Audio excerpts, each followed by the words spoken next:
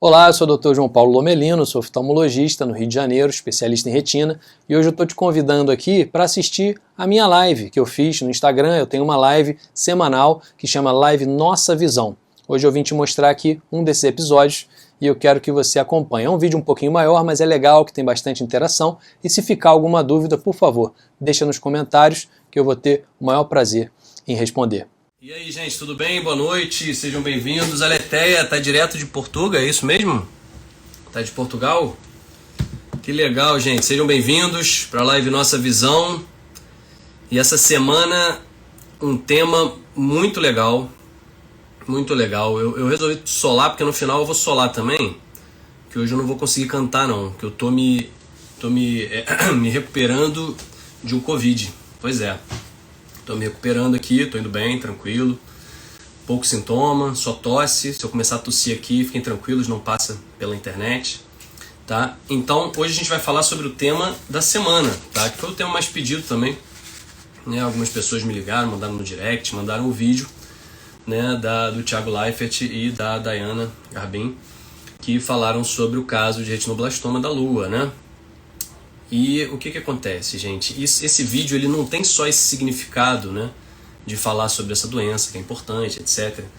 Mas ele tem tudo a ver com a Live Nossa Visão. Por que a Live Nossa Visão existe? A Live Nossa Visão existe justamente, né, para a gente ter uma postura mais proativa em relação à nossa saúde ocular. Você vê que a minha voz está meio, né, congestionada ainda.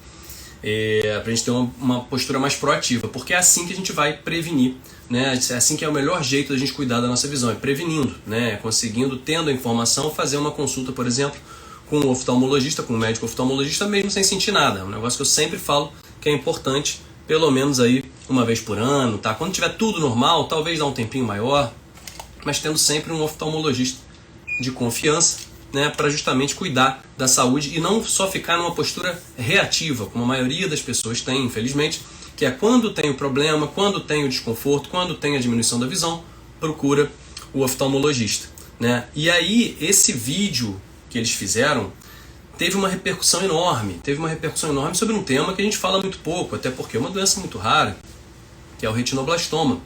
Mas teve uma repercussão enorme e eu achei lindo que eles falaram um negócio que tem tudo a ver, que o Thiago Leifert falou o seguinte: se uma pessoa, se um casal vir esse vídeo e fizer o diagnóstico antes do que a gente fez, missão cumprida.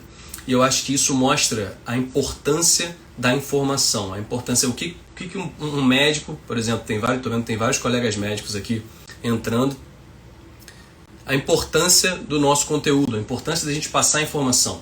Isso toma proporções que a gente nem imagina, né? Como eu já falei para vocês, por exemplo, de um paciente que me agradeceu, que eu falei que o flash de luz poderia significar, né, um início de um descolamento de retina. Ele foi na cidade vizinha, fez o diagnóstico, viu que tinha uma ruptura, fez o laser e não descolou a retina. Então, para você ver uma informação simples, né? A informação do retinoblastoma pode fazer isso. E hoje mesmo, o Thiago Leifert, eu estou até pedindo para ele para divulgar essa imagem, ele me respondeu, ele falou assim: olá, Dr. João, né? Ele é super simpático. Olá, Dr. João, porque eu repostei, né, bastante, e eles estão respondendo, eu acredito, para todo mundo, porque eu não conheço eles, mas eles: olá, Dr. João, nós conseguimos uma bebê de 8 meses, foi diagnosticada por causa do vídeo, entendeu? E é isso. E aí, quando a gente começa a falar de retinoblastoma, tem uma frase num livro que é um tratado de retinologia, que é o Ryan, que ele começa justamente falando isso. Ele fala assim: por ser uma doença na criança, a gente não tem como prevenir. Não existe uma prevenção do retinoblastoma. Existe sim um diagnóstico precoce. Isso foi falado em 1976.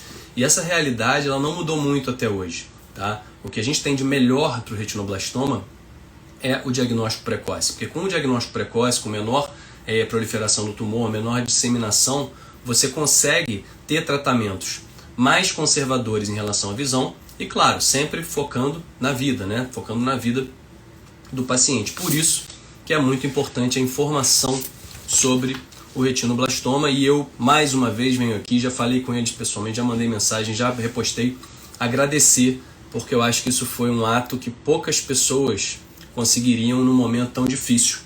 E aí eu vim aqui, isso é muito filosófico, né? Eu gosto muito de filosofia, quem me conhece mais a fundo sabe.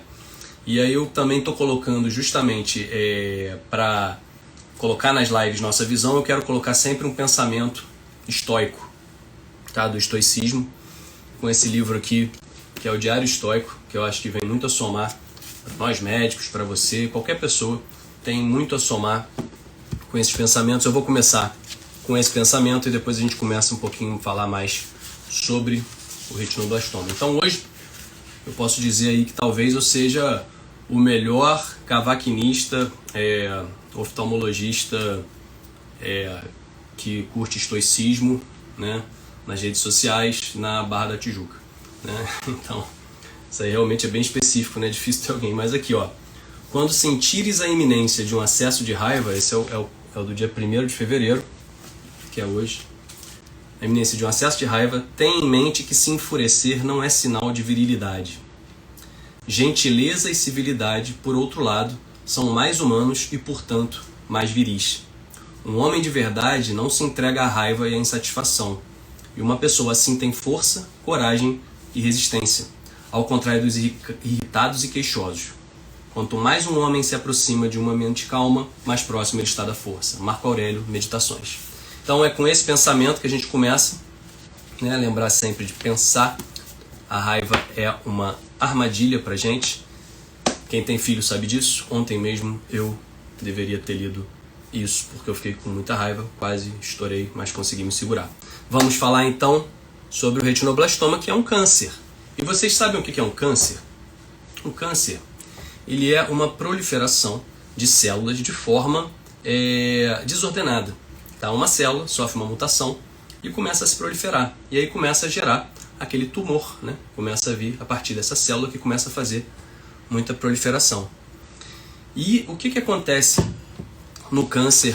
Os cânceres infantis são muito raros, tá? Os cânceres infantis, em crianças, a gente vê aí aproximadamente por ano no Brasil 8.500 casos novos, né? E o retinoblastoma corresponde a aproximadamente 3% desses casos. Então a gente está falando aí de 250 a 300 casos novos por ano. O que acontece para esses casos acontecerem? Ele se origina de células embrionárias da retina. Vocês lembram que eu falo sempre sobre a retina? A retina é no fundo do olho, como se fosse um papel de parede. Tá? Travou? Voltou ou não? Doutora Maria Vitória, obrigado. Se puder me dar... Ah, voltou. Obrigado.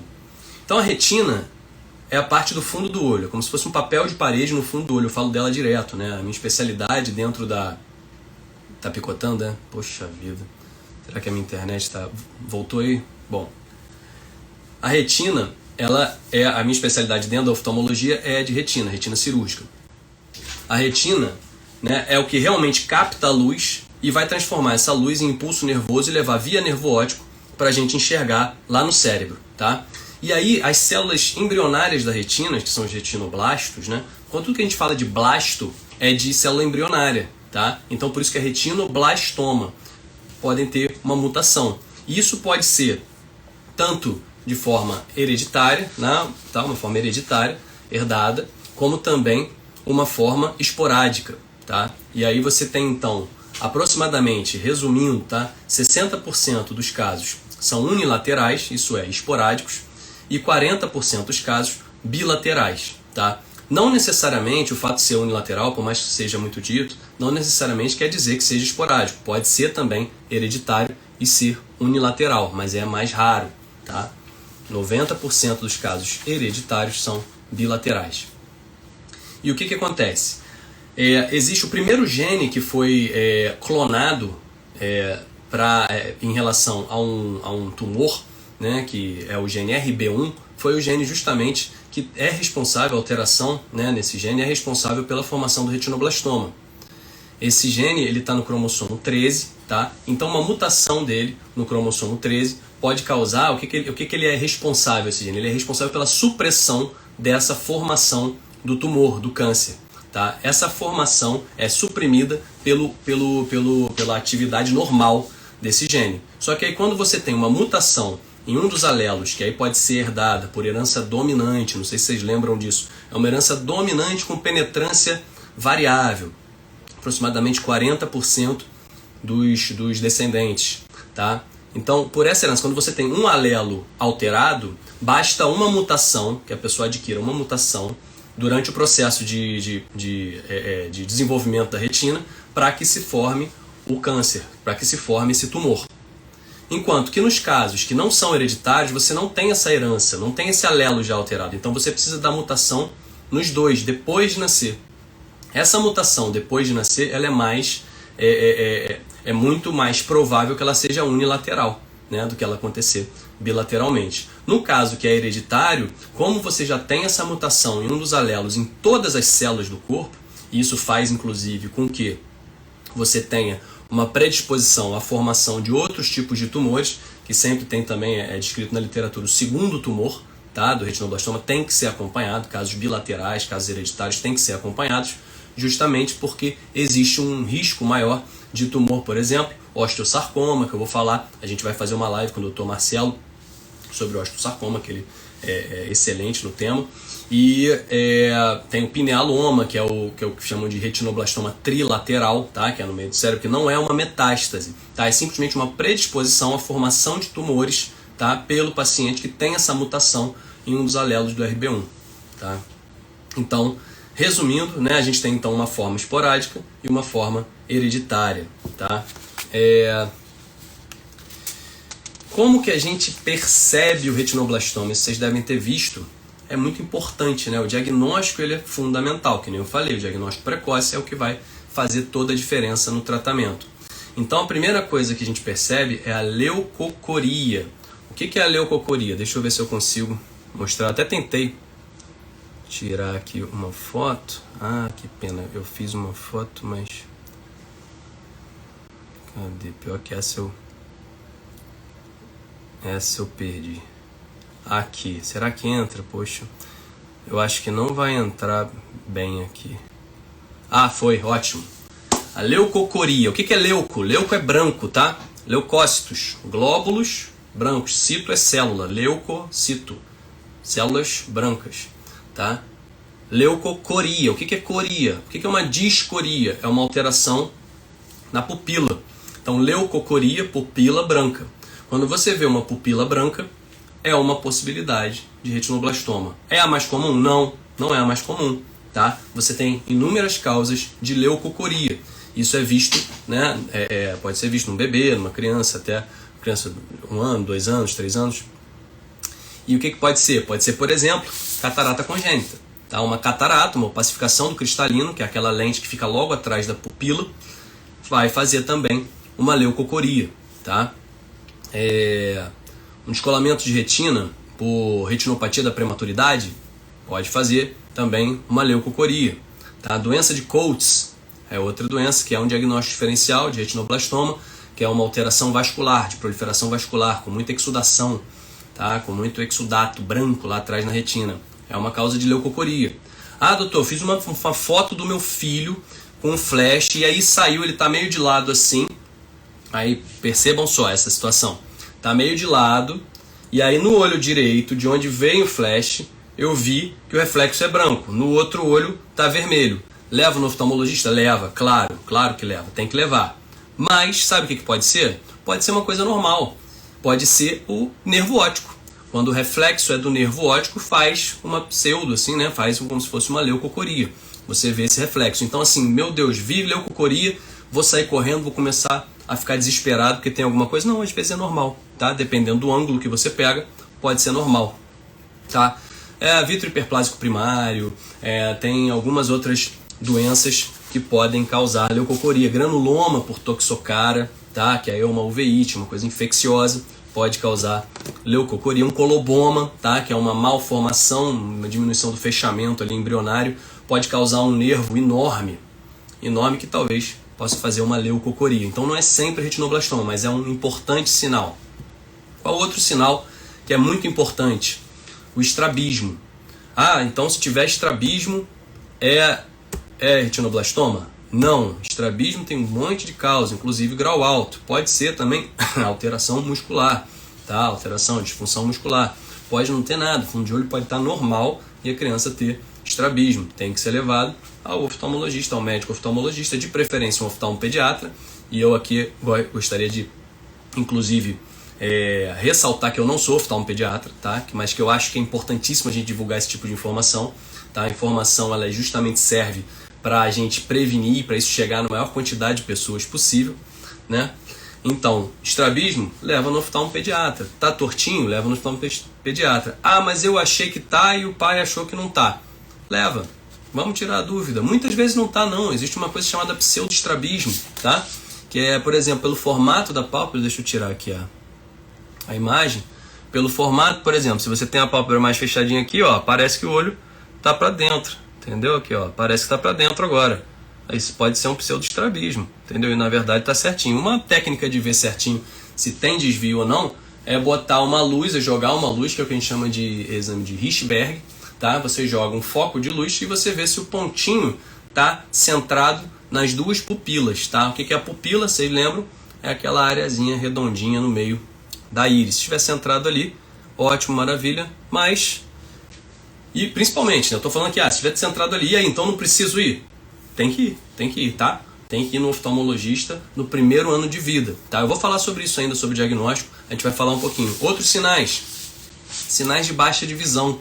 Vocês viram no vídeo que eles começaram a falar que ela estava olhando meio de lado, né? Que o olho estava tremendo. O nistagmo, muitas vezes, é por falta de estímulo ali na área macular. A nossa fixação tem muito a ver com a luz chegar na mácula e a gente identificar um objeto. Quando a gente não tem identificação, principalmente nos primeiros anos de vida, o olho fica meio perdido. Então faz aquele nistagmo, isso é um outro sinal, tá? Esbarrar nas coisas, a criança que normalmente está lá começa a esbarrar, começa a não ver os objetos, começa a não conseguir pegar as coisas, isso tudo tem que ser visto, né? Grande Arthur Farache, meu querido, como é que você tá, meu amigo? Tudo bem? Pessoal aí, Luana, um monte de oftalmologista top, que eu tenho certeza que essa galera depois daqui vai direto aí, Dr. Felipe Beckman, vai direto aqui pro CV da Medicina no YouTube, que vai ter o workshop top, às 21 horas, com o meu amigo Wilder Sidney, esse projeto que faz parte da minha missão de vida também, em que eu acho incrível. Vermelhidão é outro sinal. Começar a ter vermelhidão é um sinal possível, tá? E aí, quando você tem o retinoblastoma, você tem, claro, você faz lá o diagnóstico, existe uma classificação, tá? De acordo com o tamanho, com a localização, de acordo com a disseminação, se atingiu o nervo óptico, se disseminou pelo nervo óptico, tá? Então você, aí com essa classificação é que você vai... Só para quem entrou depois, eu tô me recuperando, minha voz tá meio estranha assim, eu tô me recuperando de um Covid, tá? Então eu tô em casa, tô quietinho, não atendi essa semana, remarquei cirurgias. Então, essa classificação que vai de A a E, tem 5 estágios, né? De acordo com a classificação, você vai ter os diversos tipos de tratamento. E quais são os exames que a pessoa faz, então, para diagnóstico do retinoblastoma? Né? O primeiro deles é o teste do olhinho. Né? O teste do olhinho, o que é? É um reflexo, você joga uma luz e vê o reflexo do fundo do olho, que ele é vermelho. Lembra aqui, ó, da retina? Vamos mostrar uma fotinho da retina. Inclusive, eu vou mostrar uma foto da retina de uma criancinha. Eu botei uma... Aqui, ó. Essa foto é de uma criancinha. Como é que a gente sabe que é de uma criancinha? Olha só esse reflexo todo aqui em seda molhada. Não parece seda molhada? Imagina um vestido vermelho de seda, molha e bota no sol, não vai ficar assim? Então, isso é um reflexo de jovem, tá? Até tem um post meu que eu coloco, a Mari, minha esposa, ela tem um reflexo, não assim, né? Mas um reflexo de jovem, ela ficou toda orgulhosa de ter o reflexo de jovem. Eu, infelizmente, não tenho, já fiz 40 essa semana, então eu não tenho mais reflexo de jovem. Mas, esse fundo de olho, né, que a gente fez aqui, isso aqui é um retinógrafo portátil, por exemplo, que dá para fazer facilmente, que é o Ayer, que eu falo dele direto aqui, que eu sou apaixonado por esse aparelho, e apaixonado pela startup, pela Felcon, que é uma startup brasileira, gente. Eu sou entusiasta deles, porque eles são uma startup brasileira de hardware, é um negócio tão difícil de fazer, né? E aí, no fundo do olho, a gente vê que a retina é meio laranja, né? Na verdade, é o epitélio pigmentado da retina. A retina é meio transparente na frente e o epitélio que fica embaixo é meio laranja. Então, quando você joga a luz, ele reflete toda essa parte laranja, né? E aí faz o que a gente chama de reflexo vermelho. Quando esse reflexo não está vermelho, quando tem uma alteração no reflexo vermelho, você pode ter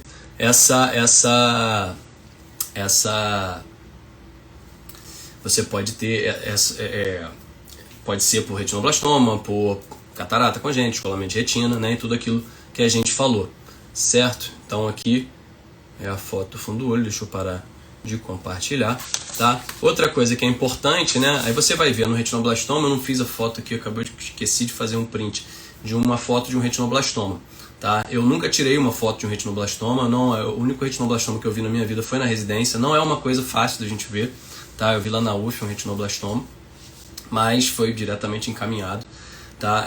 Então eu não tratei isso normalmente não é, nem todo oftalmologista vê um retinoblastoma, tá? É bem específico, como eu disse, é bem raro, 250 a 300 casos por ano no Brasil, né?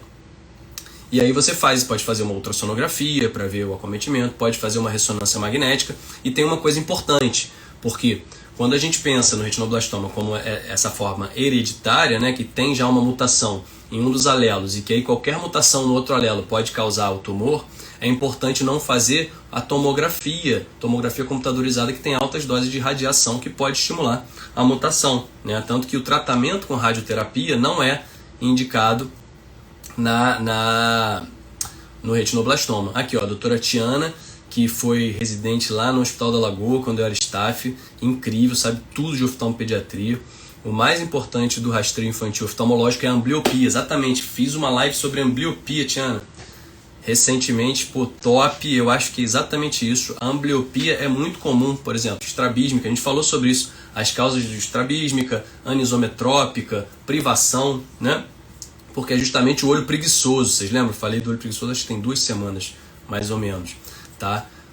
Obrigado, Tiana, obrigado por participar. Participe, eu quero ver suas lives, hein? Quero ver você colocando conteúdo, porque o nosso pior conteúdo, milhões de pessoas precisam do nosso pior conteúdo. Mais uma frase do Círculo Virtuoso da Medicina, que vai ter workshop daqui a pouco, tá? No YouTube, tá? 9 horas. Então, e aí faz uma ressonância magnética para ver para onde está indo o tumor, né? Qual o tamanho do tumor, acometimento, etc. E aí vai conseguir estadiar melhor e fazer o tratamento. O tratamento ele é multidisciplinar, né? Ele tem que ser visto não só pelo oftalmologista, claro que não, né? Pelo oncopediatra e etc. Né? Toda uma equipe para escolher esse tratamento. Né? Hoje mesmo teve uma live incrível da doutora Carla, né? Carla Machado, junto com a Dayana Garbin, que foi muito legal. Eles estavam falando sobre os tratamentos, né? E aí você tem a quimioterapia sistêmica, né? Você tem a quimioterapia intraarterial, que é mais direcionada no tumor, né? Mais direcionada lá na área. Como é que é? Você bota um catéter, essa ela explicou na live, eu aprendi hoje isso. Você bota um catéter lá na perna, né? Na femoral, vai subindo e aí joga a medicação na artéria oftálmica. Você consegue fazer isso em crianças a partir dos 3 meses com mais do que 7, 8 quilos. Imagina aquele vasinho, você entrar lá dentro e ir lá na artéria oftálmica, botar o quimioterápico. Que coisa incrível, né? Que maravilha isso. Realmente é muito legal o que a ciência chega, né, para tratar. E intraarterial pode fazer o laser ou a crioterapia, né, para justamente no tumor, né, para regredir o tumor. Tiana com certeza tem muito mais experiência que eu nisso, aí dizendo que o tratamento é sensacional, tá?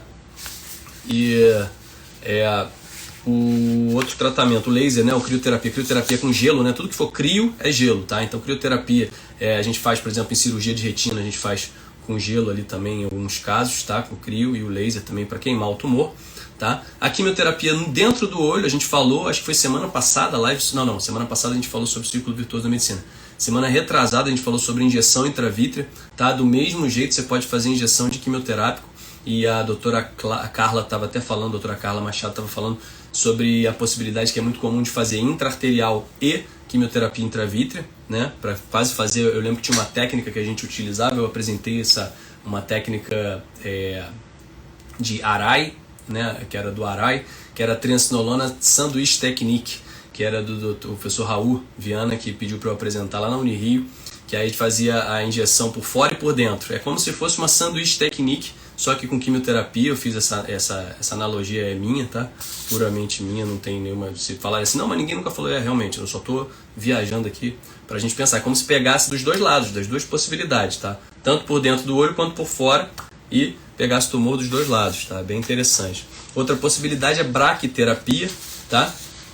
Que é uma que é uma plaquinha, né, de radiação que você coloca mais localizada, essa plaquinha, né, justamente na esclera, deixa a plaquinha ali de rutênio, né, que é feita lá em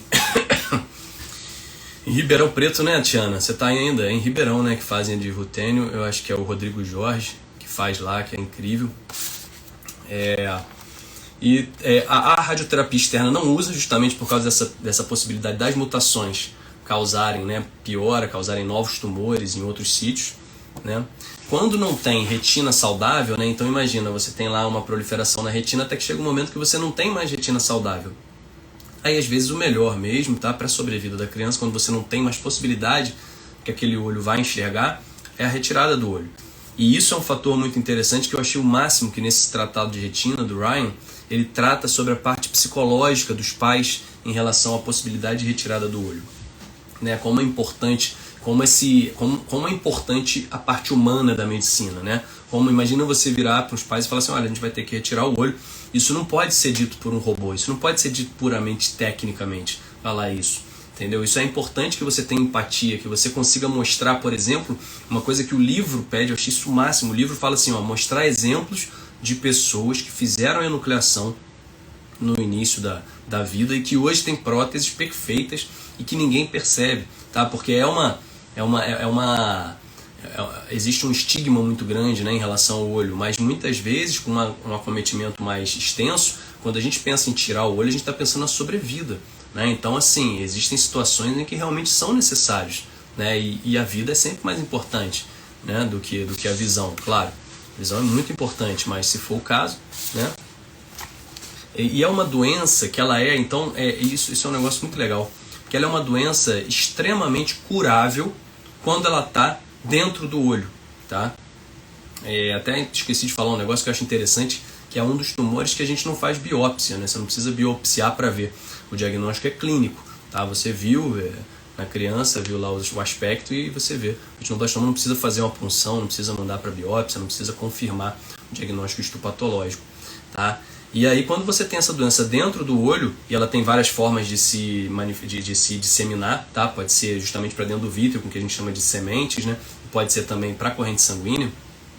Quando você tem ela dentro do olho, ela é extremamente curável. Então, volto a falar da importância, assim, como exame de imagem, exatamente, Tiana, show de bola. O exame de imagem é fundamental no diagnóstico, exatamente, a gente falou, né? Ressonância, né? Algum mais, Tiana, a gente falou, eu falei de ressonância, falei da ultrassonografia, por mais que eles não tenham falado hoje na live, mas eu vi a ultrassonografia e o fundo de olho, né? Algum outro que você pense aí, Tiana, me ajuda aí, que você tem bastante experiência nisso. Sigam a doutora Tiana Vilas Boas, hein? Olha lá, ressonância magnética, ultrassom, ótimo, ótimo, show de bola, então estou no caminho certo, Tiana, obrigado. Aqui, então, daí entra, entendeu? É extremamente curável. O diagnóstico, ele é fundamental ser precoce. Então é daí que eu vi, olha, eu já gostava do Thiago Leifert, sabe? Já achava ele o máximo. Pô, cara, hoje eu acho ele, sem brincadeira, ele é incrível, incrível. Que ser humano evoluído, cara. Que casal evoluído, que eu não conhecia a esposa dele, tá? Mas a Diana também que casal evoluído, porque pegaram dessa situação, e eu acho importante a gente falar sobre isso, e daí entra o estoicismo, né, o diário estoico. Tudo na vida é dual, cara, tudo na vida é dual. Você pode olhar aquilo e ficar se lamentando pro resto da vida, você pode olhar uma situação e só pensar no lado ruim dela. É claro que ninguém está dizendo aqui que é bom ter o diagnóstico, mas olha o que eles fizeram, eles já salvaram um bebê de 8 meses, tá? Isso ele respondeu, falou, olha, doutor João, consegui, um bebê já fez o diagnóstico precoce por causa do vídeo. Cara, isso é maravilhoso, entendeu? E aí é que eu estimulo você, médico, que está me assistindo aqui, a fazer o seu conteúdo, se você gosta disso, claro, né? Também não vai se forçar. Se você não gosta, mas estimule os seus colegas que gostam, entendeu? Coloque o seu conteúdo, milhões de pessoas precisam do seu pior conteúdo, você pode salvar vidas. Marketing de conteúdo salva vidas, tá, gente? Pensa nisso. Hoje eu comecei o marketing, eu comecei nas redes sociais pensando muito nisso. Foi assim que eu consegui entrar, porque existe um preconceito muito grande nosso, né? Nós temos vilões dentro de nós. Não, poxa, mas vai parecer que eu estou procurando paciente. Quando eu percebi que, Cara, o conteúdo é o que vale a pena, o que chegar no paciente é o que vale a pena. O foco é no cliente, o foco é no paciente, é na prevenção. Acabou. Consigo fazer tranquilamente. Se alguém virar para mim e falar assim, poxa, você quer aparecer, cara, tudo bem, cara. Eu acho que não acho que ninguém pense isso, mas se pensar, tudo bem. Mas o propósito é maior, entendeu? Eu estou informando aqui, né? Estou conseguindo passar conhecimento para pessoas que talvez consigam salvar a própria visão, a visão de um vizinho, a visão de alguém próximo, né? Bom, orientação então em relação ao acompanhamento, que a gente já está indo aí para 30 minutos de live. As lives de Nossa Visão são orientadas, né? A gente tem esse propósito de ter 30 minutos. Live Nossa Visão, então, é teste do olhinho, com até 72 horas de vida. Primeira consulta completa no primeiro ano de vida, né? Tiana, me corrija aí, você acha que é 2 vezes no primeiro ano ou uma vez? Eu acho que não existe muito consenso em relação a isso, né?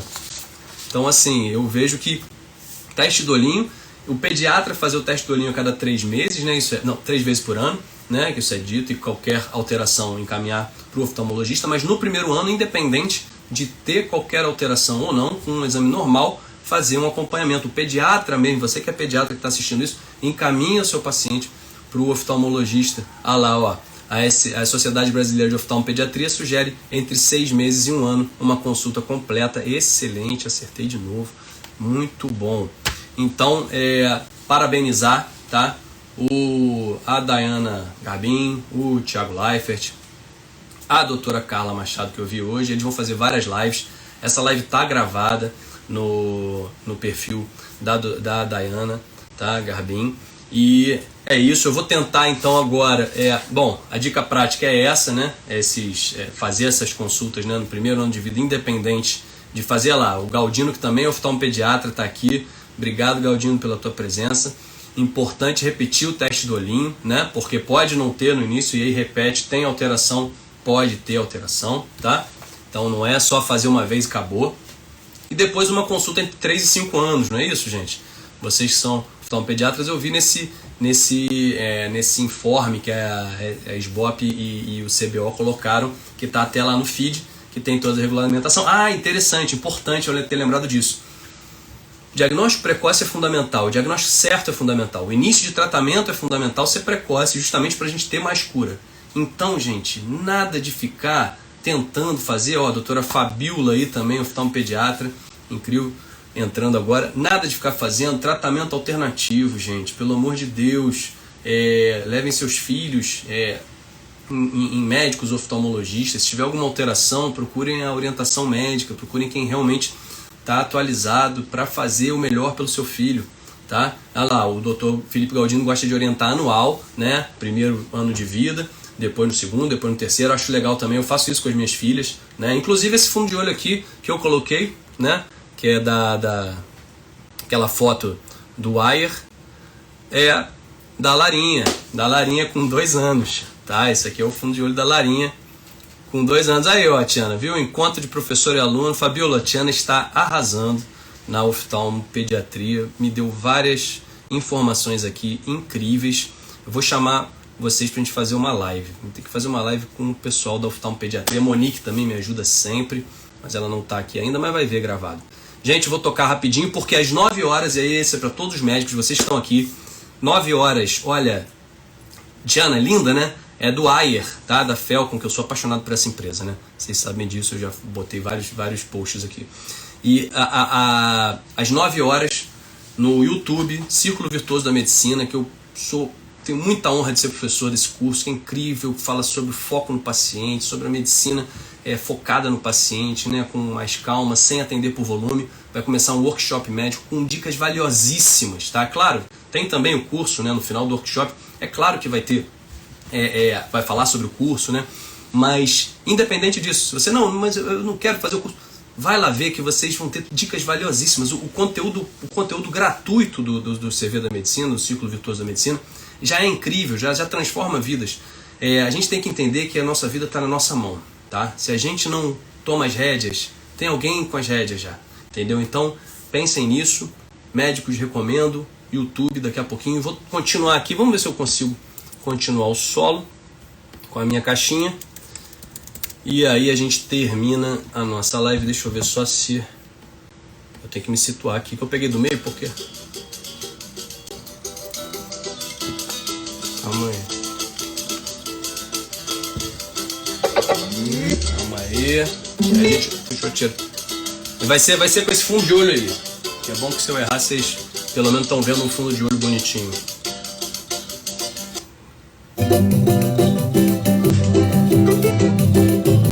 Calma aí, deixa eu voltar um pouquinho aqui. Também tá aí, eu não me situei, calma aí. Vamos lá.